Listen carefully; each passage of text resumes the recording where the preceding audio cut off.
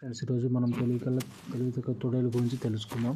ఒకప్పుడు వ్యవసాయ క్షేత్రంలో దగ్గర తెలివైన ఒక తోడేలు నివసించేది. ఆ తోడేలు క్షేత్రంలో ఉన్న గొర్రెలను తినాలని ఆశపడింది. ప్రతిరోజు దూరం నుండి గొర్రెలను గమనిస్తూ ఉండేది. రోజు ఎవరు ఎంత ముందు నడిచినా వారిని అనుసరించేది. ఒంటరిగా ఉన్నప్పుడు ఒకదానితో ఒకటి మాత్రం ఆలోచించేది గమనించింది. గొర్రెలు ఎంత మూర్ఖులు అనుకొని వాటిని క్షేత్రం బయటకు తీసుకెళ్ళి ప్రయత్నించింది. కానీ గొర్రెలు అంత మూర్ఖులు కాదు. తోడేలు చూసిన వెంటనే భయంతో అరవడం మొదలుపెట్టాయి. అరుపులకు అతని కుమారుడు పరిగెత్తుకుంటూ వచ్చాడు. తోడేలు వెంటనే పారిపోయింది.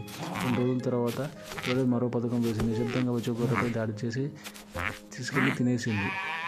మరుసటి రోజు ఆ చర్మాన్ని ధరించి గొర్రెలా మారిపోయింది. తోడేలు గొర్రెల వేషంలో క్షేత్రానికి వచ్చి గొర్రెలను బయటికి తీసుకెళ్ళింది. గొర్రెలు అది కూడా తమలో గొర్రె అని భావించి దాని వెంట నడిచాయి. అది చాలా దూరం వెళ్ళాయి. అంత దూరంలో కాపరి వారికి కనిపించలేదు. అదే రోజు కాపరి ఇంట్లో పండుగ. కాపరి కుమారుడు మటన్ కర్రీ చేయాలని అనుకున్నాడు.